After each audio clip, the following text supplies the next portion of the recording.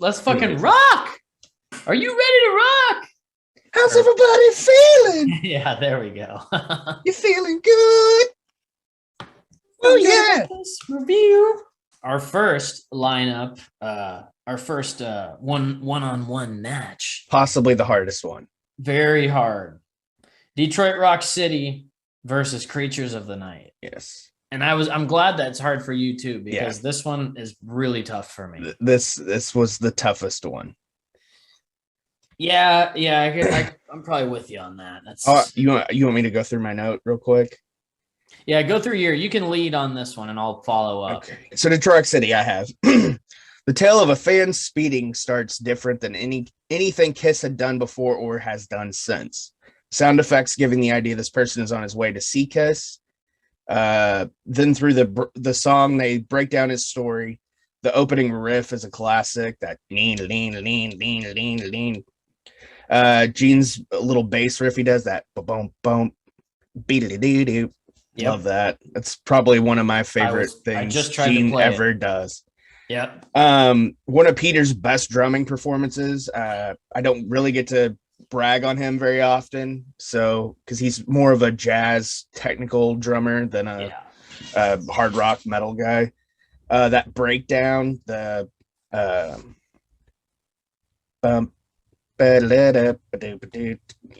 the middle of the song before the solo, and then classic solo into the dueling guitars, the drum before the solo, and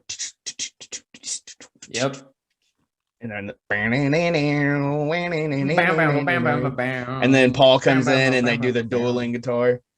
And kind of harmonized. Yeah. So cool. And then the drums right before the last line into the car crashing, and it's like get up. That part is fucking so good. I love it. I love Detroit Rock City. Yeah. It's one of those Kiss hits that I can listen to all the time and not get tired of it. Yes. There's a few on Destroyer that I do get tired of. And then for Creatures, I have drums. Excellent vocals from Paul. Machine gun guitars from Steve Harris of Mr. Mister, and excellent harmonies. Steve Ferris. What did I say? Oh, Steve Harris. It corrected it from last week. Okay. Or last time. Steve Ferris, yes. But yeah, that's all I have for Creatures. Yeah. Okay. Detroit Rock City. I'll go, and then you say Detroit. No. I mean, I was going to talk my notes. Oh yeah, go ahead. I'm sorry. So Detroit Rock City, I don't have a lot of notes on. A lot of them correlate with yours. Mm-hmm. The drums,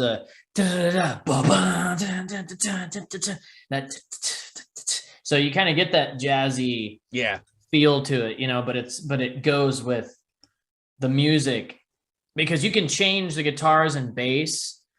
You can put any drum beat and change the guitars and bass, and it'll be a totally different song. Mm-hmm. Because drums are everything's derivative of blues and jazz and all the classical stuff like that. Right. So anyways, Detroit Rock City is the radio hit that I don't get tired of. Like you said, it's just an awesome song. Gets me pumped. It's one I've worked out to. It's one that what's that movie that they play it all the time in, where the kid's a nerd or whatever. He LARPs or something. Oh, Role Models. Yeah. That's Love Gun. Love Gun. Sorry. But anyways, that song gets me pumped too. It's in D sharp. I noticed that the sound was it was just a bit lower than a standard tuning, so I had to look it up. It's D sharp. Half a step down. Yep. And I love the drums on it. Yep. Creatures of the Night, that is in standard tuning. I had to look that up because I was like, it sounds a little heavier, but the whole album does. At the start, I love it's like almost a harmonically, because it goes bam boom boom that you can hear the harmonics, the natural harmonics on that. Just that's like that breakdown in that notes. Song. It's like that. Beep, beep, beep, yeah. It sounds like it could almost be done on a keyboard, which I guess it could be technically, but love the drum intro on Creatures of the Night. It's a total sound difference and vibe from 6 years earlier. Honestly, it's a total different vibe from anything they've ever done. Yeah, it is. It's the whole different. record is. It's by far. I mean, even on their ads on the TV and the radio back then, they said heavy metal. It's the only time that they were labeled heavy metal by the band. They've always said they're hard rock. You could definitely put this in at that time, a softer heavy. It's not heavy metal. But it's like, it is pushing the boundary of metal. Still that nighttime world gimmick, but I like this one more than most of those. So the Creatures of the Night, just the Creatures of the Night. It's such a fucking cool song, man. And to now know that what Ace didn't do guitar on it. Yeah. And then the drummer we just talked about. Eric Carr. Okay, so he did the drums on that. So he's kick ass. He did the drums on the whole album. Yes. He's a great drummer. Eric came in. They just done Unmasked. He did the tour for Unmasked, which was he did one show in New York, and then they did Europe and Australia, and then they came back and did The Elder. And he's like, "What the fuck? This isn't what I signed up for." So his first record was music from The Elder, which is the concept record that it's a 50-50 split with Kiss fans. If you like it or you don't. Yeah. I hated it as a kid. Now I love it. But I like a lot of stuff now that I didn't like then, so it's weird. But this proved that he was the right guy for the job, because they needed a kick in the pants, and they got it. Yeah. Dude, it's a tough one. It's really, and I really wish it's one where we could go half point, because Detroit Rock. Yeah, it's so tough. If there was one I could do a tie on, this would definitely be it. And the hardest thing too for me is, obviously I'm an original guy. I like the original Kiss more than any lineup. Yeah. Because that's what it was. Mm-hmm. But I love Eric Carr. Like, every Kiss fan loved Eric Carr. He was always like just the coolest person. Stories I've heard about him, like with fans, just a cool dude, honest. He's basically said he was never really a full-blown member. He didn't get a say in anything. He was just, a hired gun. But fuck, man. Detroit Rock City's good because, I mean, they open with it. They've closed with it in the past. So, I mean, for it to be an opener / closer, that gives that a lot. I mean, I think we just have to go. Great fucking opener too. It is, man, but I think Detroit Rock City just takes it I think you're right. Because of the power of anywhere else on the track listing for Creatures of the Night. Creatures of the Night probably would have taken it. Yeah, it would have. I think it's one of the best songs on the whole record. Yeah, like even Creatures versus God of Thunder, probably pick Creatures. Creatures versus Shout It Out Loud. Like those. Creatures versus Shout It Out Loud, I definitely would have taken Creatures. Oh, for sure. Yeah, that one's no question for me. But for me, I mean, I guess we got to give it to Detroit Rock City out of respect for the. I'm trying to be unbiased. Yeah, I know, and it's one that I told myself before we did this. It's like if Destroyer wins, I'm fine. If Destroyer wins. Yeah. I mean, Kiss is represented. I'm pulling for Creatures, man. I'm pulling for Creatures, honestly, because it's my favorite Kiss record. Second favorite. Love Gun's my favorite, but Love Gun is kind of gets shaky on side B. So yeah, we'll give it to DRC. Here. Okay. All right. The King of the Nighttime World versus Saint and Sinner. Night Queen. King of the Nighttime World coming out of the wreckage of Detroit Rock City. The feedback from Ace's guitar. They even did it live. That is that's cool. Banging That's really song. cool. Paul's vocals are so crisp and clean on this track. Yeah. That simple marching band beat throughout the song. Cool pentatonic scale from Ace, which he's known for. Yeah.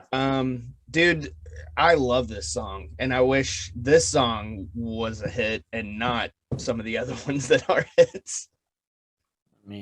This is the point where I got to bring up my and then Spotify one. I'll do Saint and Sinner real quick while you're looking at that. This one of the coolest Gene vocals. I'll let you listen to that real quick. I remember King of the Nighttime Da, World. da, It's Saint and da. Sinner. I have to refresh myself on. Ba, ba, ba.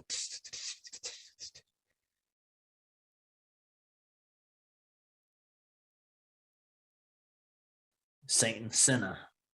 Yeah, okay. Cool. It was so early on when I listened to it, I kind of forgot it. But.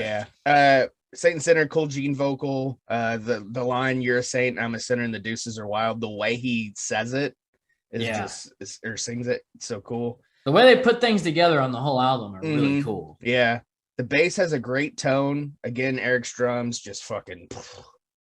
The guitar solo though on Saint and Sinner, it reminds me of a cross, which I mean they're kind of the same kind of sound. Very 38 Special Molly Hatchet vibe on the guitar solo. Very southern rock. Yeah. As long as it doesn't sound like Skinner's, I'm okay with it. But overall, I like that song too. King of the Nighttime World, I gave it the gimmicky rock and party song, the Kiss, it's the Kiss song, follows that kind of ABC formula. You get verse, chorus, bridge, verse, chorus, and then an outro. That one, not a ton of notes on. I have a lot more notes on my Creatures of the Night stuff here. Well, there's Destroyer, which is actually good because I mean, and on our Patreon, I mean, on here, the guys were commenting on this like crazy. Yeah, that's probably, I mean, so far that's definitely the most commented on post that I've made is that we were doing this, and everybody seemed to be pretty excited about it. And I mean, like I said, Destroyer is the Kiss studio album that everybody knows. That that picture, the cover is like posters, t-shirts, it's everywhere. Yeah, it's what as far as Kiss goes. And they just put out the 45th anniversary of it, and like this huge box set. It's beautiful, 45. But I can't fucking spend $300 on an album that I already own 4 times. Yeah, you don't need to. And I mean, for the demos and stuff, it's cool, but I have some of those from the box set that came out in 2001. But yeah, the Creatures box set that's coming out, definitely getting that, like no question. Let me hear that. I need to hear that chorus riff again and yeah, that's it. Okay, so I'm a saint. Yeah. Deuces are wild. Chorus doesn't have the Saint and Sinner chorus doesn't have the chord progression, rather it's that riff. I fucking love that riff. That is a cool riff. The bass really plays the rhythm on this one, just that's kind of keeping where your leads go and all that in place. This is one where I wrote love Ace's guitar on this one. Obviously it wasn't him.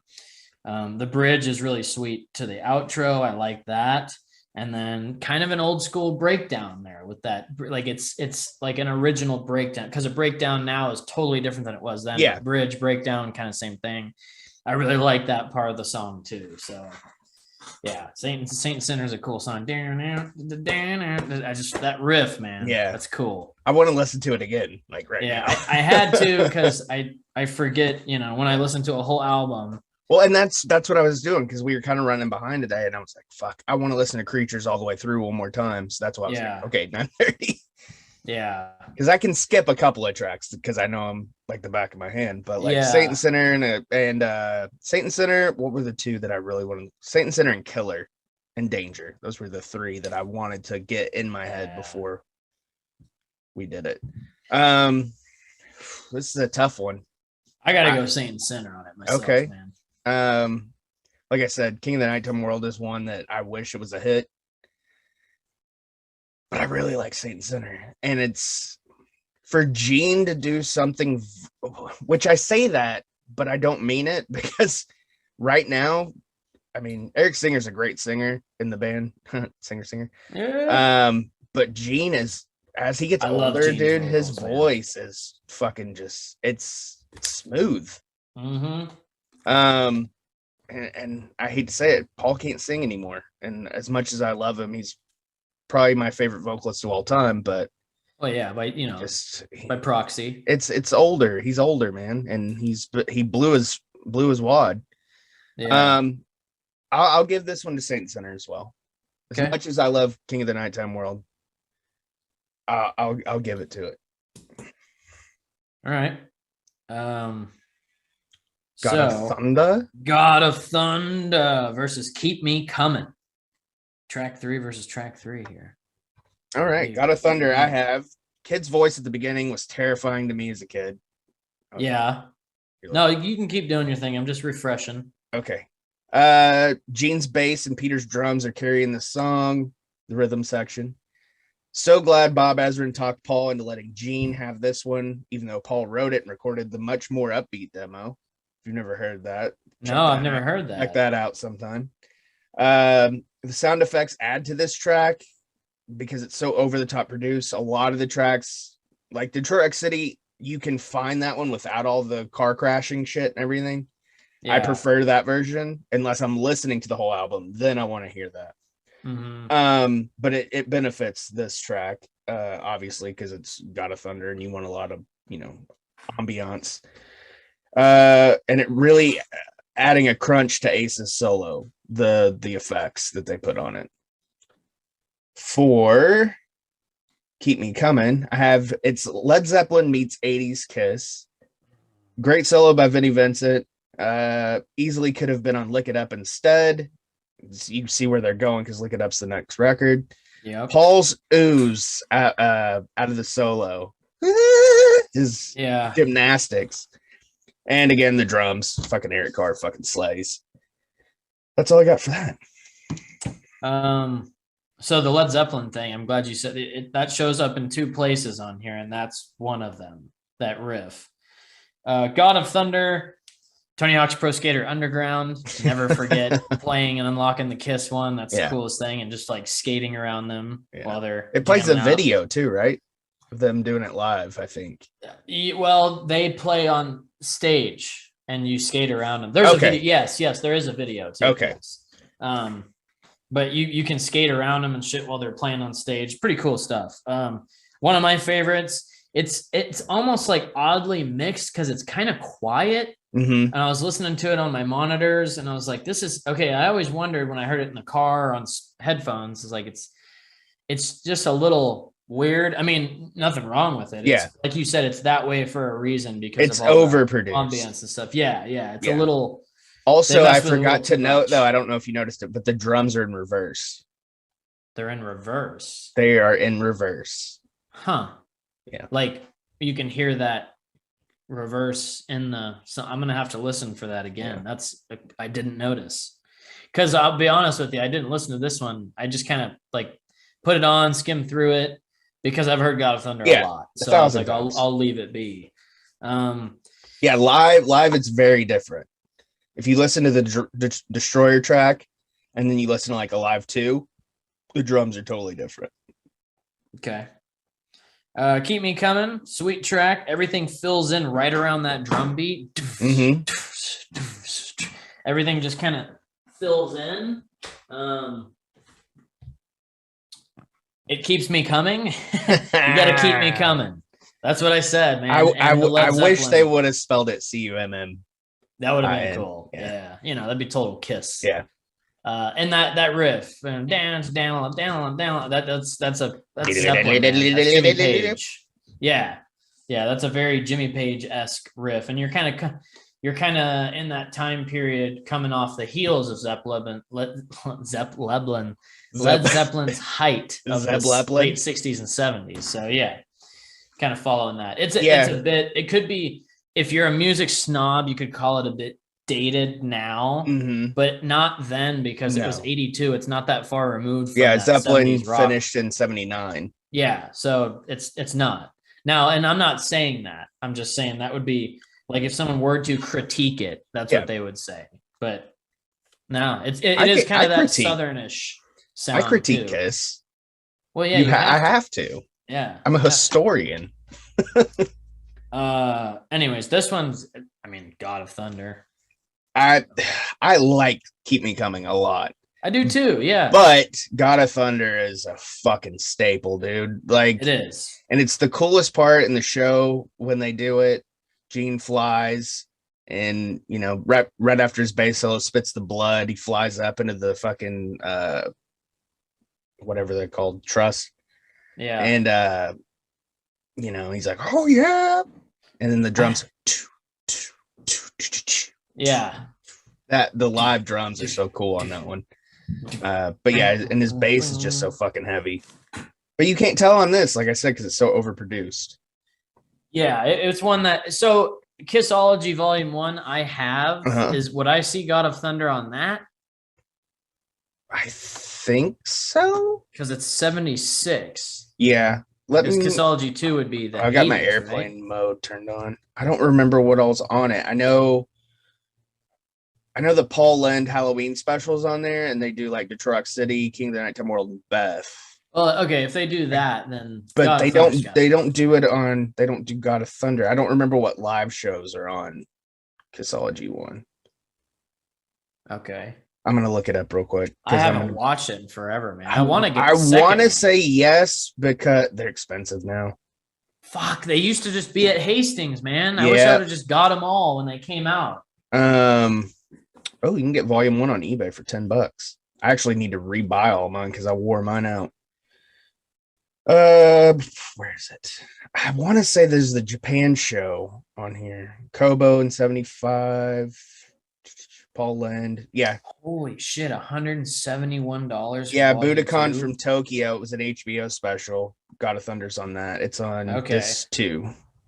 Right after Paul Lynde. Wow, Kissology Volume 1 brand new on Amazon is $138.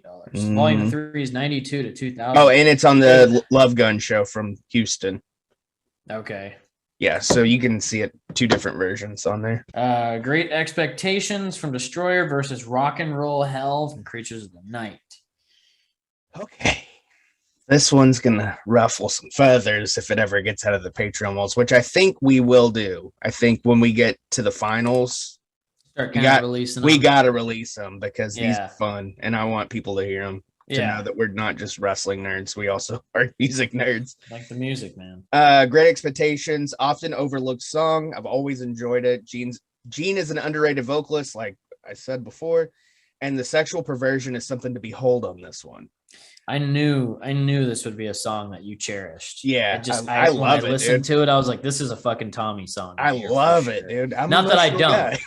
No, and I know, not that I don't. I'm just saying, like, I heard it and I was like, "This is Tommy's 70s, 80s. This is the sound right here that he digs." Yep.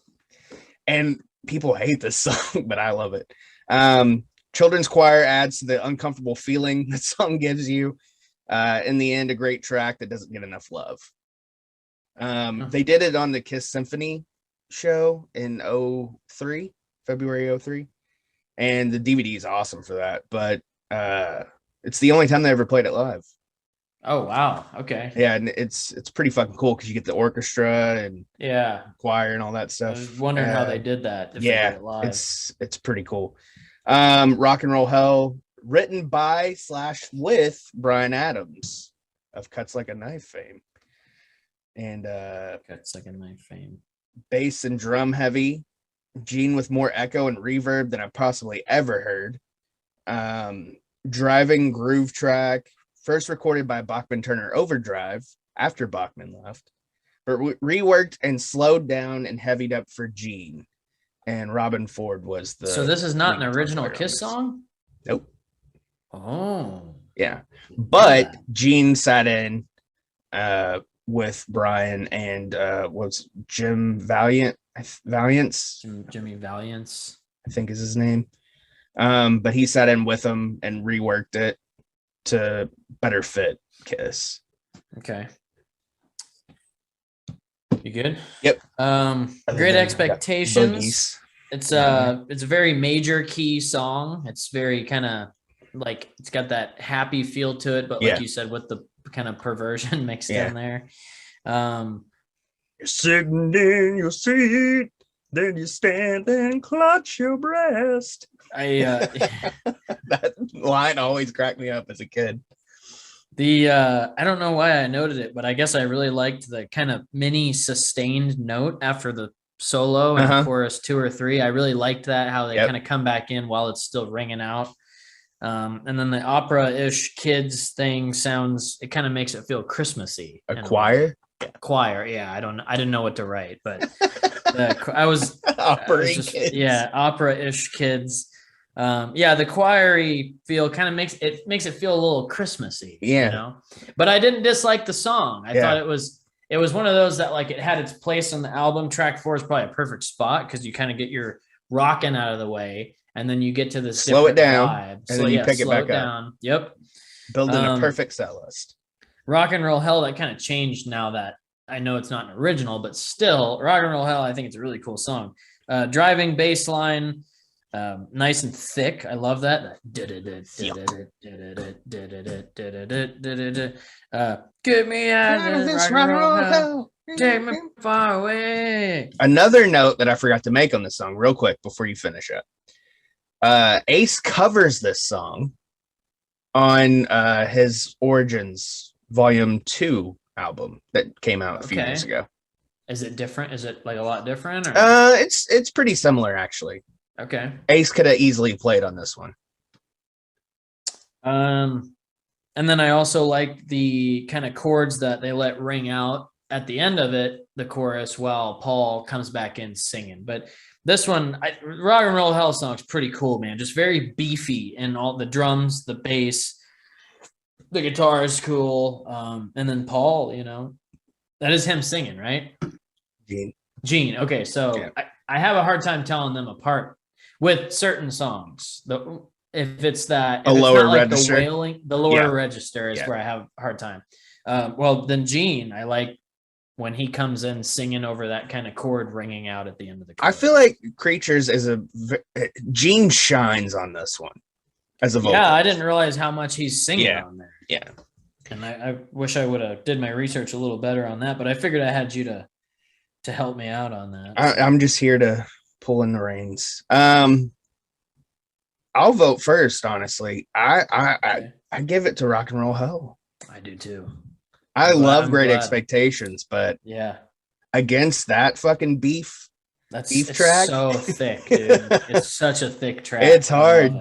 Like Great Expectations versus another ballad would have been easier. Yeah. But Creatures, I mean, the closest thing to a ballad on Creatures is I Still Love You, and I don't even really consider that a ballad.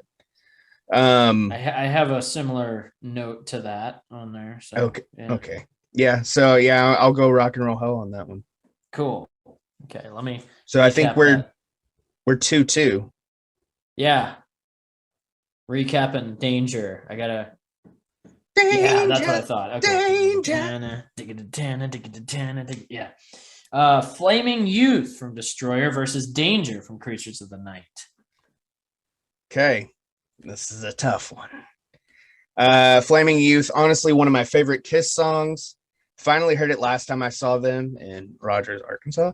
It made the show for me, other than them wearing the Creatures outfits, which is kind of funny that we're doing this. And yeah, it's kind of a combo there. A little throwback. Yeah. This sound is what would carry on throughout the rest of the band's original run. It's debated on if Ace or Dick Wagner from Alice Cooper, and he also did the solo on Sweet Pain, plays on this track. Sweet Pain is the next track on Destroyer that Dick Wagner does play the solo on. Bob Ezrin made it a habit of bringing outside people on albums he produced, usually someone from a band he'd previously worked with, like Alice Cooper. But doesn't matter. This track fucking rips. Classic Kiss sound. And then on Danger. I have excellent vocal by Paul. Eric is crushing the drums. That sound he got is out of this world while recording. Gave us a heads up on what was to come. Kind of like preface that before. Jimmy Haslip on bass here. Clearly doesn't have that Gene tone on the bass.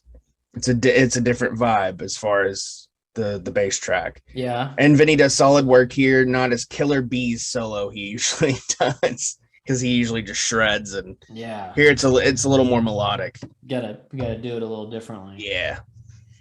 Well, they were still trying to say it was Ace. So. Yeah.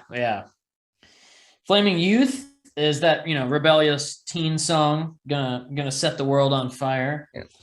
My parents think I'm crazy. The bluesy driving bass and the bluesy post chorus as well, showing the roots. And and higher and higher.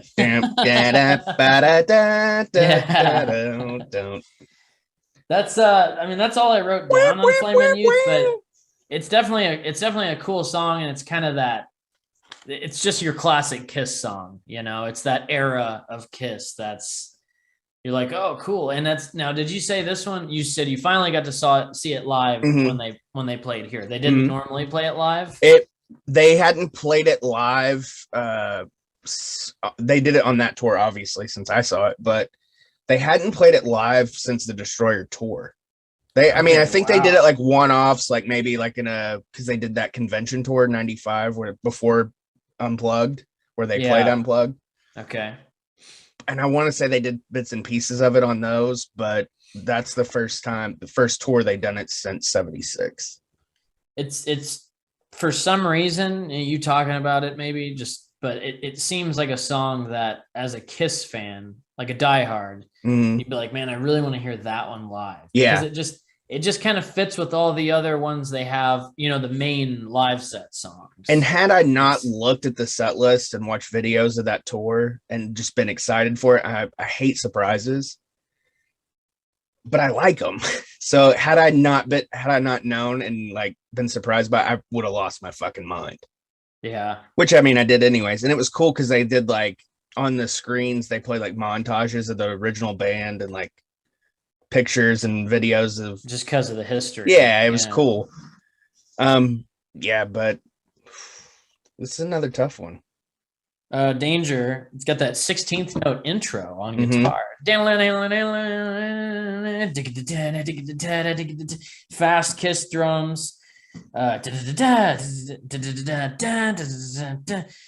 Anyways, I dig the drums a lot. A lot of movement and skill shown on the drums, and I really enjoy it's just a metal thing, but the crashes on the emphasis,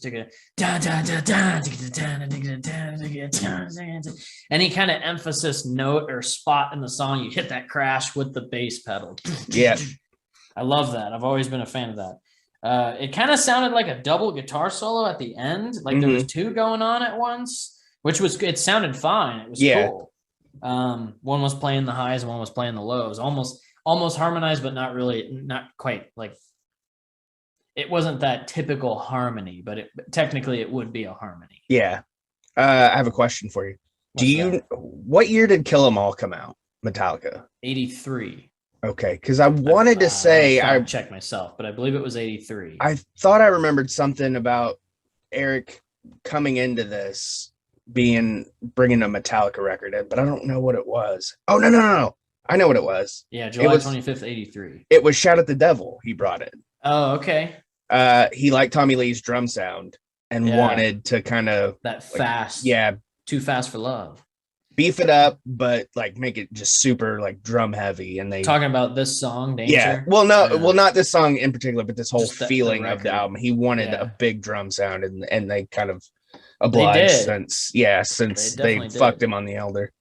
Because you listening to Destroyer and Peter Criss is awesome, but Destroyer and Creatures of the Night, it's two totally different drum sounds, but one of the main parts being that it stands out a lot in Creatures of the Night. Not that Peter's don't. But Eric's sound was perfect for the time. Yeah, man. It was, those drums sound really, and I mean, if he was still around today, woo. Yeah. Man. I mean, I don't know if Kiss would ever got back together if Eric Carr was still alive. Just my opinion. I mean, probably for money. I think eventually Eric would have came back. Money to be had, man. Money's a big deal, especially money on the table. Gene, yes. This is a tough one for me because, like I said, I have a soft spot for Flaming Youth. Yeah, me personally, man. If it helps at all for your decision, I go Danger. I'm Danger, man. I like that song. Danger. Now my pen's not working. Come on, you. Yeah, I'm gonna give it to Danger. I'm just kind of, Why is this pen not working now? I really like Paul's vocals on Danger. Yeah, they're They're pretty sweet. Not that I don't on Flaming Youth, but Flaming Youth is just one of those like you said. This album is like an overproduced Southern rock album, but with hits. Yeah. Sweet Pain versus I Love It Loud.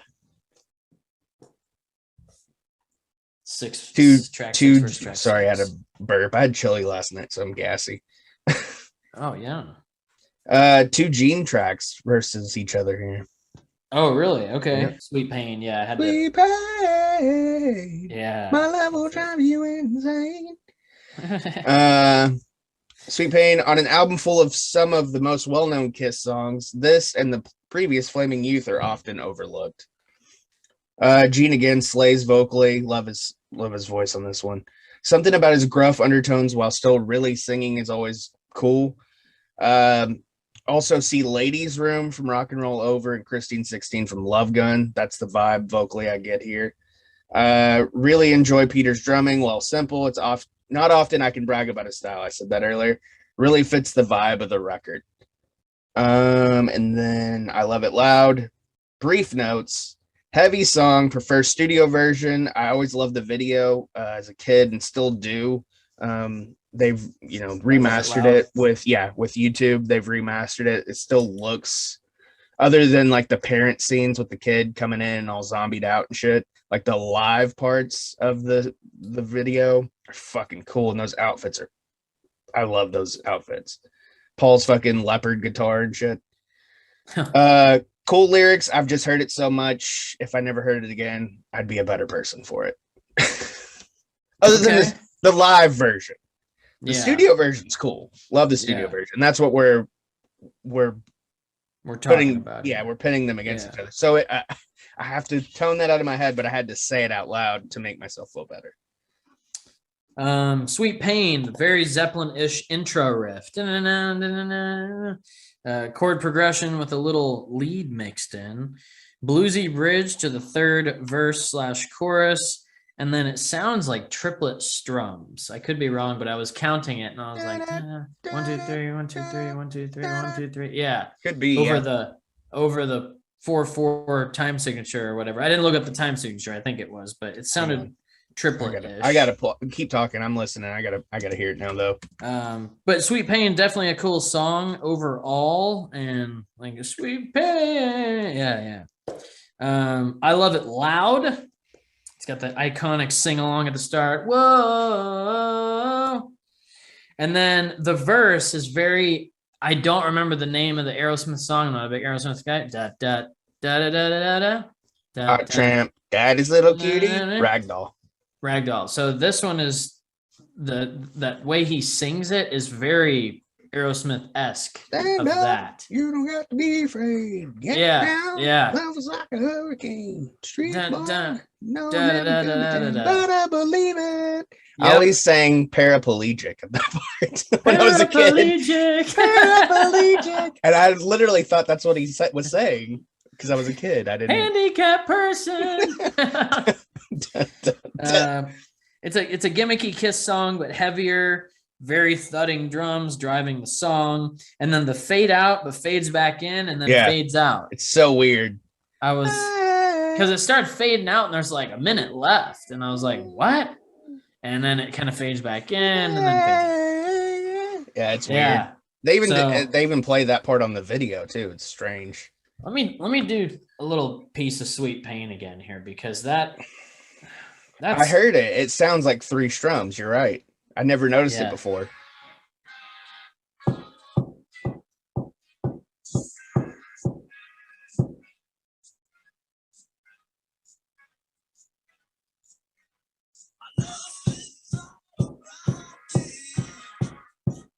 Yeah. It's a cool fucking song. It is, man. It is. As far as who I give it to, I really like I Love It Loud. But I really like Sweet Pain, man. I have to give it to Sweet Pain. I think we might be agreeing on this one too. I think that's better, honestly, if we agree. I I don't know. I feel like I'm being too negative towards I Love It Loud just because I'm tired of it. I think Sweet Pain is more of an original Kiss song, other than the kind of Zeppelin-y guitar sound, but whatever, dude. Everybody was doing it. It's not like they're playing Cashmere. They're just right. It's Cashmere. It's just a Kiss song. Yeah. And I Love It Loud is as well, but I want to give it to Sweet Pain because it's just a Kiss song. I'm going to make this easier, I think. I Love It Loud is more of an anthem than it is a song. Yeah, and maybe that's why I'm not grabbing it so well. I mean, it's cool. And like I said, I fucking love that video. It's probably my favorite Kiss video. And I feel like that's got to be one when they play it live that it's like, oh, come on! And everybody's doing it, you know? Yeah. And Gene goes, you know this one? Yeah. Sing it. Okay. Well, it goes like this. Yeah, it's like, all right. Like after the first one, I'm like, all right, I'm done. I'm done singing. Okay. Sing, bitch. Yeah, let's do the Sweet Pain, man. I think that's fair. We're 3-3 right now. It's tough. We're down to what? 3 left? 3 left. Because the last song doesn't really Somebody's got to win regardless. Yep. And there's only 9 tracks. So. Shout It Out Loud versus I Still Love You. Classic hit. And really my only note for Shout It Out Loud is it's a classic hit. Yep. I have a little more than that. Cool. I'll use yours. Keeping that upbeat party going with possibly their second or third biggest song, depending on if you go by charting success or how many times you've heard the fucking thing. Classic, yes. Great song, yes. Do I ever need to hear it again? No. It's a skippable track for me. However, love the attitude and guitar solo. The trading off of the vocals is a cool Beatles tribute that I think Paul and Gene could have done more. Ooh, I like that note on that. That it is a Beatles tribute. Yeah, I mean those early, that, and then those early, the first 2 records really, their harmonies are fucking Beatles. I mean that you can tell they were so influenced by that, and I mean coming out of that time. I Still Love You. It's haunting. Perfect vocal from Paul. Eric does a great job playing bass on this track. He really was a great fit for Kiss. Excellent live song, but this, as a studio track, showed Paul was taking over in the 80s. And again, Robin Ford on guitar here, the lead. Paul plays the rhythm, of course. But yeah, Eric plays the drums and the bass on this song. Okay. I thought that was cool because he learned bass just to play this song. Just to play this song? Because Gene wasn't in the studio. Couldn't be like I said, with Shout It Out Loud, man. Shout it out loud. For me, it's another one. It's like Sweet Pain. It's a Kiss song. Yeah. Dude. It's God of Thunder, Detroit Rock City. Just it fits in with the record, Destroyer, and yeah, man. Shout It Out Loud. It's just a classic. I've heard it a lot. I'm not like, oh my God, I fucking love it. Yeah. Because it's just, for me, it's like, yeah, it's cool. It's a Kiss song, The intro to it,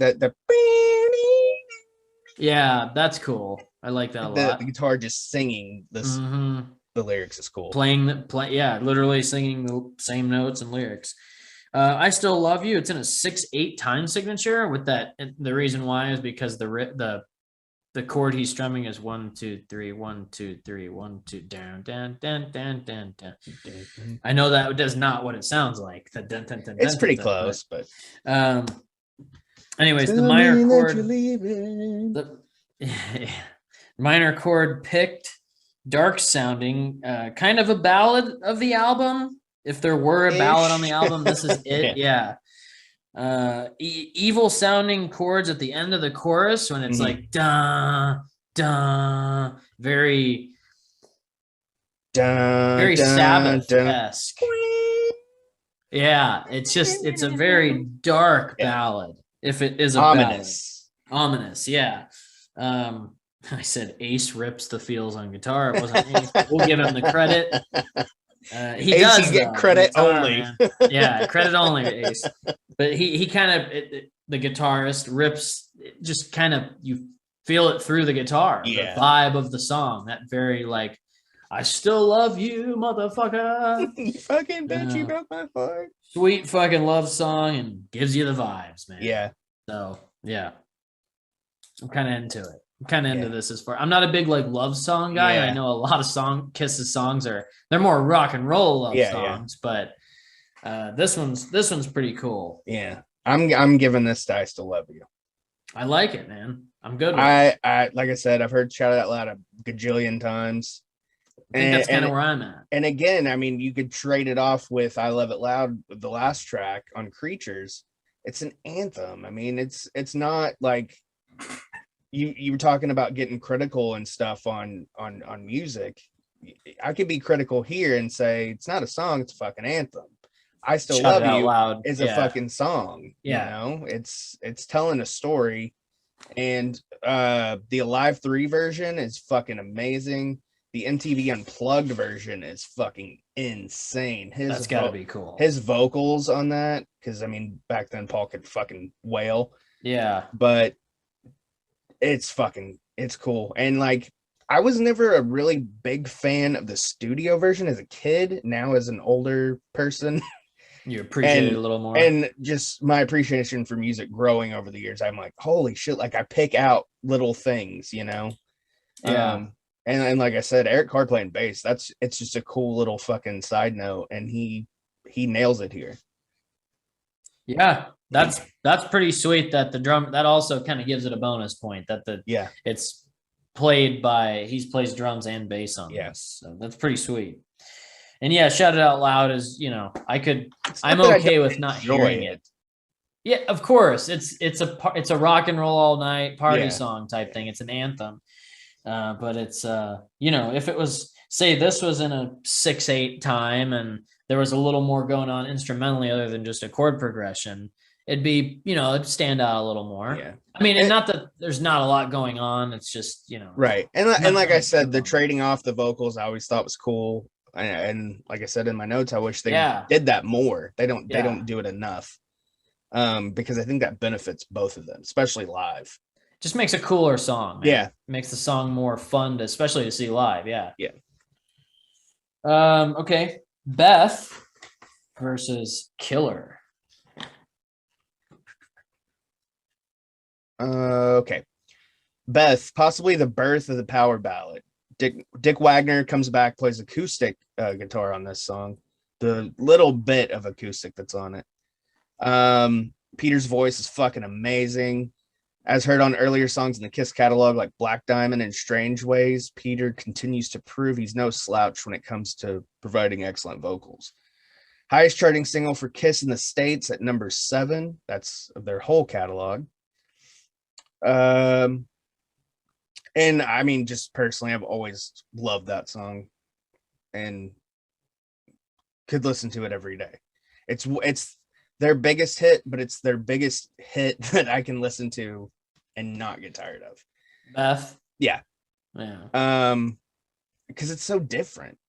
It is. It really is. And I mean, at that time, nobody was really doing stuff like that. Especially as far as rock bands. Killer, excellent opening guitar riff. Gene says bitch, and that always pops me. Cool, almost human from Love Gun vibe. But nice and pervert up 80s style. My favorite line from the song, though, not just the bitch word, but watch out for your jugular vein, she's a killer. Fucking jugular vein. The lyrics are cool. Yeah. Man. It's a cool fucking song. Are you good? Yeah, I'm done. Okay. Beth, I'm gonna also check mark the birth of the power ballad possibly, because it's a really good statement on that. That was right on the money. Piano, strings, some kind of brass, pads, just the whole 9 yards as far as that goes. Not, you know, it's just different. Yeah. It's the most non-Kiss song. Yeah. It's all other instruments. Yeah. And it is a beautiful song, well constructed. I as far as songwriting goes, it's pretty good, man. I do like the Beth song. With looking at it with an open mind, I can always look at it and go, it's not fucking metal, because that's my primary thing. But I enjoy branching out. But you're a connoisseur of music. You like other things. Yeah, of course. And you can appreciate as a musician. You can appreciate a well-constructed song. Yes, and put together, and how. Yeah, exactly. I was looking for the words, and you found it for me. Yeah. Killer. She's a killer. Fast, rocking. I was actually, before the song starts, I was like, I listened to it and the guitar started playing. I immediately started counting 180 beats per minute. It's a pretty fast song. Yeah. In the 4/4 time. Chorus riff is sweet, and I really like that trending down pattern with the riffs. Dun, dun, dun, dun, dun, dun, dun, dun, dun, dun. That's cool, man. And just almost like it's like thrash rock. Yeah, here, it's wild. It's a kicking song, and yes, to what you said, also like the juggler vein. That's cool as shit. The bitch thing did pop me like in a way when I first heard it. I was like, oh, okay, getting a little TV-14 here. Settle down, Attitude Era Kiss. Yeah, Attitude Era Kiss, man. But just overall, a really cool, fast rocking song, man. What about this one? Is this a live track they play, or ever, or just during this era? Maybe. Which one? Killer. Oh no. What about Beth? Oh, Beth is a staple. Yeah. Okay, even now, Eric Singer sings it. Okay. Yeah, I don't think they've ever done Killer live. I like that Kiss live is so versatile with their who sings. They all kind of sing. Yeah, they all get their spots. Yeah. Maybe they did it on the cruise. I don't remember though. Maybe a handful of times, if at all. Yeah. They might have did it on the Creatures tour, actually. I don't know. Fuck, that's a good question. That's one I'm gonna have to look up after we're done here. What do you think? I'm torn. It's tough. I fucking love Beth, dude. I love it. I know that's another song I heard on the record too, that I was just like, I feel like Tommy loves this song. Yeah, probably. It's a classic Kiss song. I love it more because this is what got, like, my mom loves this song. Like, before she knew who Kiss was, she always told me about, because her and my dad saw Kiss together, and I've seen Kiss with my mom, and I've seen Kiss with my dad separately, but they saw them together, and my little sister loves this song. I don't know, man. It's tough. It's one of those ones that I can listen to over and over, but fucking Killer. That's my thing, is Killer is my kind of song. Yeah.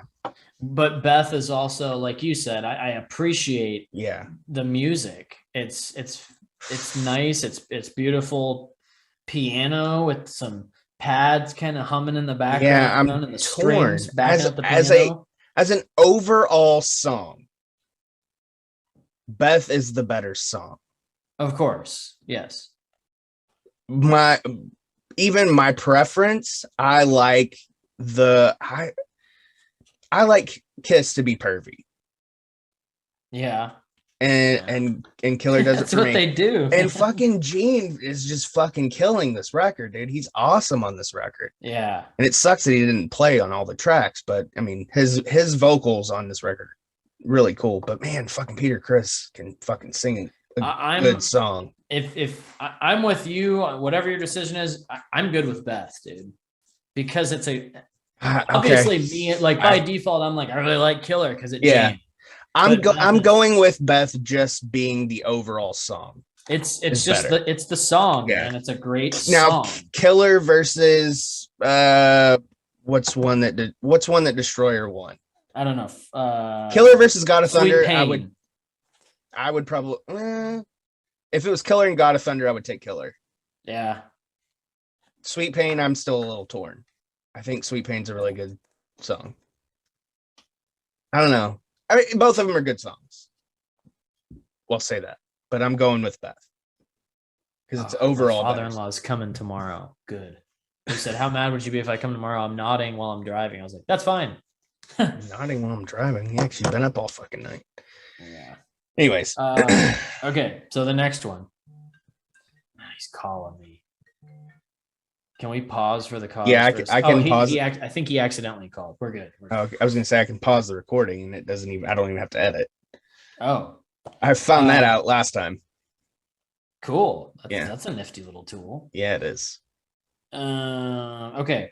Do You Love Me? Destroyer versus War Machine on Creatures. Do you love me? I shit in my pants. Do you love me? You know who wins this for me, but I know who wins this for you. We can do this. But I'm gonna break it down. Okay. Yeah. Okay. Hang on. Breathing. You really like my limousine. You like the way the wheels roll.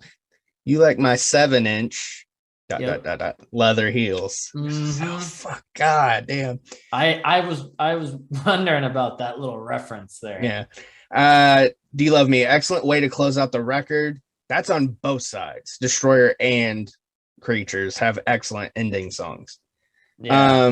Excellent way to close out the record. Asking that question after an album full of hits, and this song is easily digestible and super fun live. Drums and background vocals are high points. Paul's voice takes over, though.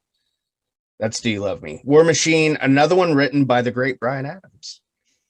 He said he had in mind a live song for the band, and they're still doing it live today. Obviously, also used by Taz and ECW. I would say this is my favorite overall track on the record, but it's tough. Excellent way to end it. All right. Do you love me? I enjoy the format of the verse is kind of statements. He's saying this, this, and this, and then it goes to the chorus. But do you love me? Yeah, exactly. It's all about you. You. But do you love me? Yeah, that's the real question. I'm going to tell you a bunch of statements, but then I'm going to follow it up with one question. Exactly. And then I like the it must be Paul. I don't know, but that chorus, he says, "Do you love me?" And it's like the little breathing going on there. A little overkill on the "Do you love me?" question, but it's okay. Yeah, because the song is they're going for that pop vibe. Yeah, exactly. They think this is going to be a single, and it never was, but it should have been. It could have been. War Machine, one of my favorite Kiss songs of all time. And then the drum. Sounds like you're getting hit by a fucking brick when that drum kicks in. Eighth notes driving, guitar breaks, crashes on the emphasis again. One up at the hand that feeds you.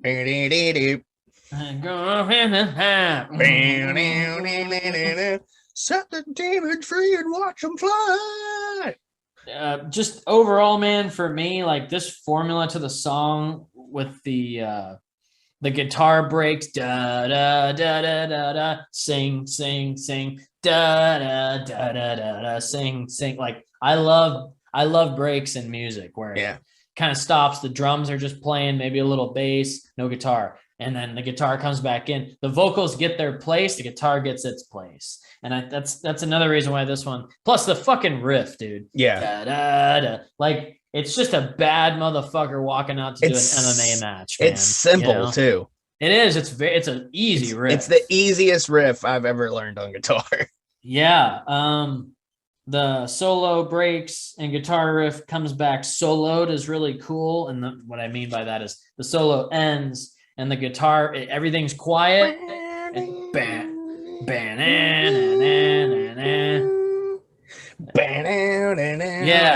then the drums come in fucking. You can if you listen to it like on my record player with the big speakers, literally you can feel the fucking heat coming off of it. It's crazy, dude. Yeah, dude. It hits fucking hard.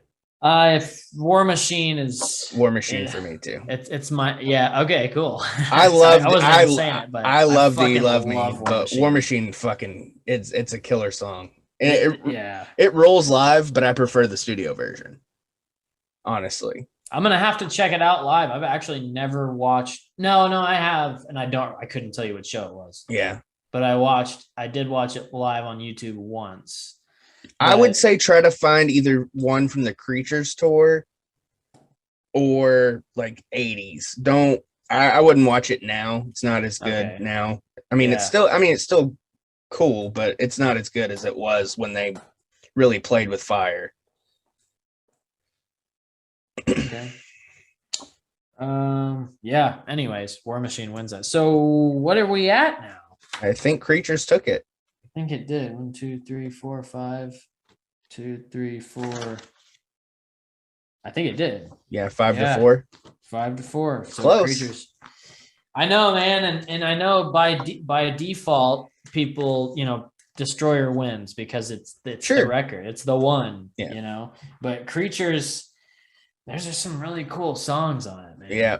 And them doing something different with that and kind of mixing up the band. I mean, apparently mixing up the band with some different members and stuff, although you said not all of them had creative input, but like that I mean, helped. Eric had creative input as far as, he told them he wanted heavy drums and he got them. Okay. I'm just saying, like, as far as like voting on like the next guitar player and he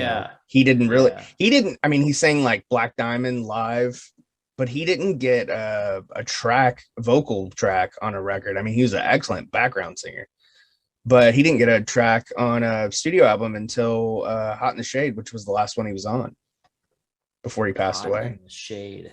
Yeah. I love there. Or if you want to sum it up or give it a little acronym or whatever, HITS. Did they do that on purpose? I'm pretty sure. Okay, let me look at their discography, dude. Yeah. Holy shit. Monster was 2012. Ugh. What about Sonic Boom? Of the two, I would take Sonic Boom over Monster. What about Psycho Circus? I like Psycho Circus. Oh, 98. Wow, that's an 11-year gap. Yeah. Holy shit. Because after Psycho Circus, they said they would never record another album. There's no point. But I was gonna Lick It Up is the first without makeup. I'm gonna look at the track list here because there's another Kiss song. Wow, yeah, Lick It Up. Lick It Up's a pretty good album. So what's the first album? Has Strutter, Deuce, Black Diamond, Cold Gin, Nothing to Lose. Yeah, there's a lot. Yeah, Hotter Than Hell. Hotter Than Hell's probably, I would say it's probably my third favorite. Oh, really? Love Gun's 1, Creatures is 2. Then probably Hotter Than Hell. Hotter Than Hell, just Strange Ways. Peter sings it. It's written by Ace, but Peter sings it. It's a good track. They have a massive discography. Yeah. And let's see. Okay, so all of the solo Kiss albums were 78. Paul Stanley, September 18th. September 18th. Okay. Love Gun is before that. Dynasty, Unmasked, Music from the Elder. Interesting. Asylum, Crazy Nights, Hot in the Shade, Revenge, Carnival of Souls. Man, I want to listen to all these albums because as knowing what you know, the first thing, if you really want to get into them, check out Carnival of Souls. Okay, that's gonna be right up your alley. Okay. Creatures is heavy, but Carnival of Souls is like metal and grunge had a baby. They were doing something different because it was the 90s. Right? Yeah, and it's Gene, Paul, Bruce, and Eric Singer. Okay. Yeah. I think you would dig that one. I like it too. I think it gets a lot of hate, and a lot of people say it's one of their worst records, but 90s. It was because the reunion tour just started in 96 and it kept getting pushed back, and they finally put it out.